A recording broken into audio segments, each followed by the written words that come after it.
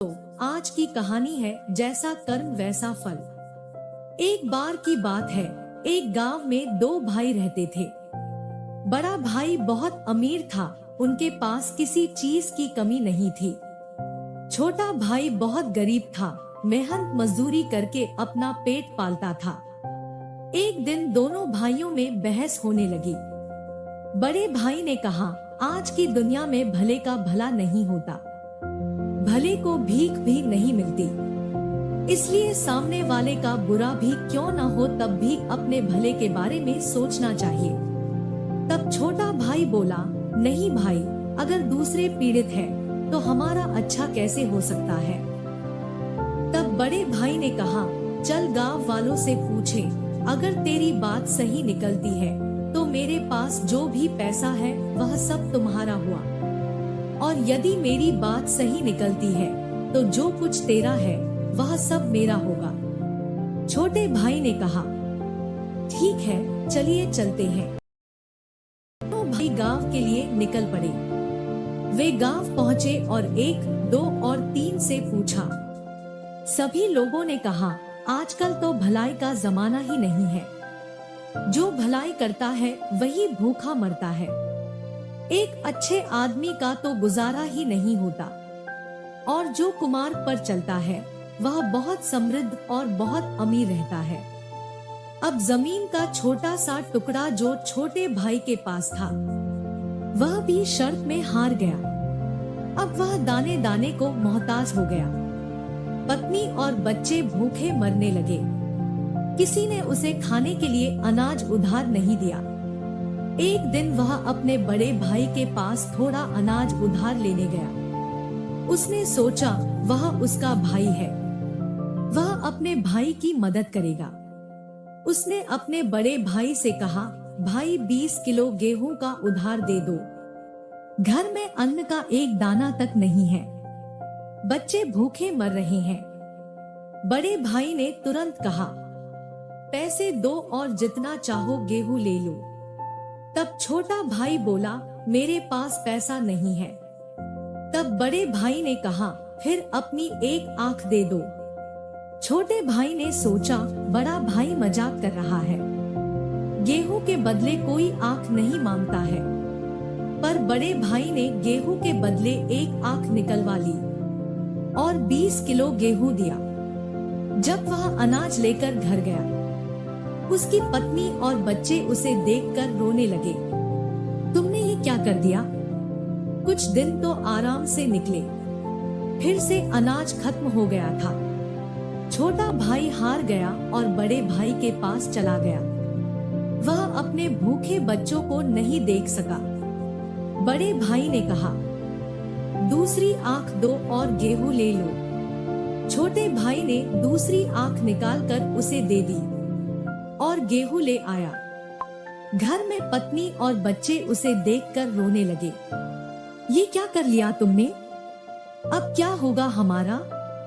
तब छोटा भाई बोला, अब मैं अंधा हो गया हूँ, अब लोग मुझे भीख देंगे, इसलिए तुम मुझे सड़क किनारे बैठा आना। दूसरे दिन से उसकी पत्नी उसे सड़क के पास बैठा आती थी, जिससे उसका रोज का काम चलने लगा था। एक दिन उसे बैठे बैठे देर हो गई और उसकी पत्नी उसे लेने नहीं आई। वह काफी देर तक अपनी पत्नी का इंतजार करता रहा। फिर जब बहुत रात हो गई तो वह अपने घर की तरफ चल दिया। क्योंकि वह देख नहीं सकता था, इसलिए वह रास्ता भटक गया और वो खो गया। अंत में उसने सोचा, अब मैं यहीं बैठकर रात्रि विश्राम करूंगा और आगे जाऊंगा तो रास्ता भूल जाऊंगा। वह एक पेड़ के नीचे बैठ गया। कुछ देर बाद पेड़ शोर करने लगा। फिर एक तूफान सा आया। दरअसल ये भूत थे। 4 में से एक उनका मुखिया था। भूत बहुत खुराफाती थे।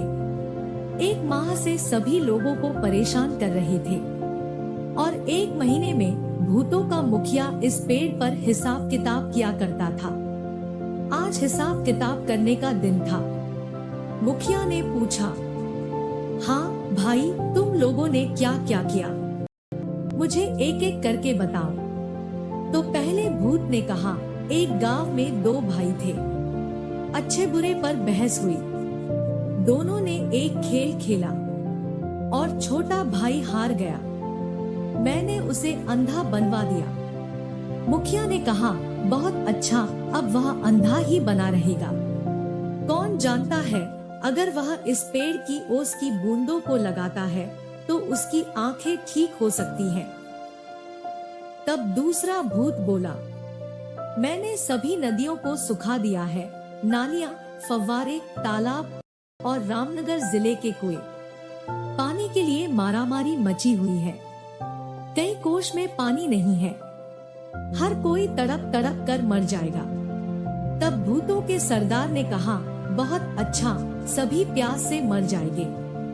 उनको क्या पता, वही पहाड़ के नीचे की मिट्टी की 7 परतों को हटाने से पानी आ सकता है। फिर तीसरे भूत ने कहा, मुखिया जी, राजा की पुत्री का विवाह होने वाला था। शहर में जश्न मनाया गया, लेकिन मैंने राजकुमारी को गूंगा कर दिया, इसलिए उसकी शादी नहीं हो सकी। महल में मातम छा गया है। मुखिया ने कहा, बहुत अच्छा, वह गूंगी ही रहेगी। कौन जानता है, यदि वह इस वृक्ष की हिलती हुई टहनियों को पीसकर पीला देने से वह फिर से बात करना शुरू कर देगी। खैर चलो, हम यहाँ 1 महीने बाद फिर मिलेंगे। फिर एक तूफान उठा और चारों भूत चले गए। तब तक सुबह हो चुकी थी। अंधे भाई ने पहले उस पेड़ की ओस की बूंदों को लगाया और उसकी आंखें लौट आईं। अंधा भाई खुशी से झूम उठा। उसने जल्दी से पेड़ की टहनी उठा ली और घर लौट आया।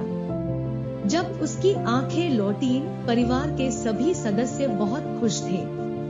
उसने सारा किस्सा अपनी पत्नी को बताया और घर निकल गया और सीधे रामनगर पहुंचा। वहां के हालत देखकर वह रोने ही वाला था। धरती सूख रही थी। कहीं भी पानी की एक बूंद नहीं थी। हर जगह हाहाकार मचा था। उसने पहाड़ के नीचे की मिट्टी की 7 परतों को हटा दिया। उसके बाद फिर कुआं, तालाब और झीलों में पानी ही पानी हो गया। वहां के राजा ने उसे बहुत पैसा दिया।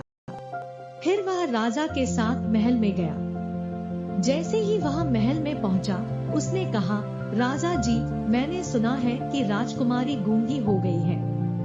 मैं उनका इलाज कर सकता हूँ। उसने जल्दी से पेड़ की टहनी को पीसा और राजकुमारी को पिला दिया और राजकुमारी बोलने लगी। राजा बड़ा खुश हुआ। राजा ने उसकी झोली सोने के सिक्कों से भर दी, उसे एक घोड़ा दिया और उसे रहने के लिए एक महल दिया और उसे अपने परिवार के साथ यहाँ रहने के लिए कहा। छोटा भाई घर लौट आया, बहुत सारे पैसे के साथ। उनके परिवार में खुशी की लहर दौड़ गई। जब बड़े भाई ने देखा कि उसकी आंखें भी लौट आई और उसके पास इतनी सारी दौलत को देखकर उसे जलन होने लगी, उसने छोटे भाई से क्षमा मांगी और कहा कि उसे वह रहस्य बता दे। तब छोटे भाई को दया आ गई। बड़े भाई को उसने सारा रहस्य बता दिया। रहस्य जानकर बड़ा भाई भी उसी जंगल में चला गया। वह उसी पेड़ के नीचे जाकर बैठ गया। फिर वही तूफान आया और भूतों की आवाज आने लगी। फिर हिसाब किताब होने लगा। भूत कहने लगे, जो भी किया कराया था, सब पर पानी फिर गया। जरूर किसी ने उसका राज सुना होगा। जब भूत पेड़ से उतरे तो उन्होंने बड़े भाई को बैठा पाया। बस फिर क्या था, उसका गला घोंटा दिया और बड़े भाई की वही मौत हो गई। तो दोस्तों, इस कहानी से हमें यह सीख मिलती है, अच्छा करने वाले का कभी बुरा नहीं होता और बुरा करने वालों के कर्मों का फल देर सावेर उसके सामने आ ही जाता है। मनुष्य को हमेशा संतुष्ट रहना चाहिए। जो ज्यादा लालची होते हैं उसकी हालत बड़े भाई जैसी होती है। तो दोस्तों, मुझे उम्मीद है